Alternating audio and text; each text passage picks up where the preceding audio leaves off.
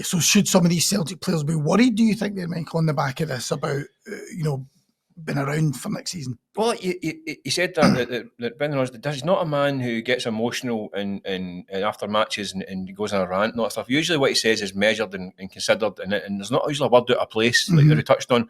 And he did say something like, I'm not being happy with the levels of people getting comfy, and it's something I'm going to deal with in the summer. Yeah. So that wee phrase as well suggests that, there is going to be some changes in the summer. I think there are signs that this Celtic squad is coming to the end of its cycle. And it happens in football. You get 2 or 3 years, and I think naturally players move on and maybe get to an end point. I think there's a point, there's maybe a few boys in there that might be moving on. Some haven't really worked out or whatever. Listen, you got to caveat it. Like a tremendous season. Yeah. The last few weeks aside, it's been a sensational season for Celtic.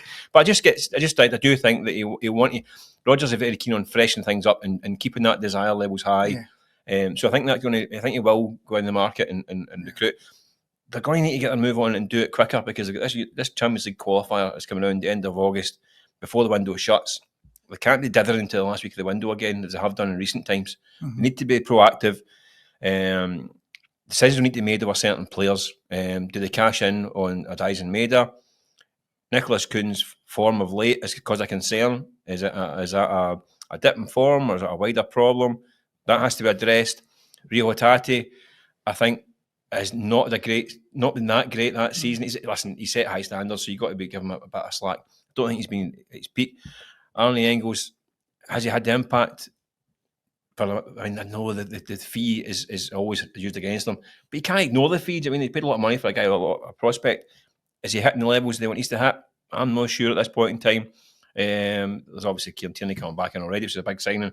But there's work to be done for Celtic in the summer.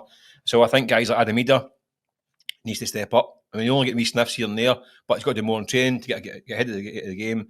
He needs to raise his levels, or his position is going to be getting under question as well in the summer, because they will buy a striker. Does he want to be number 1, number 2, number 3? It's up to him. So there is some players who have got a lot to consider in the next few weeks and into the summer.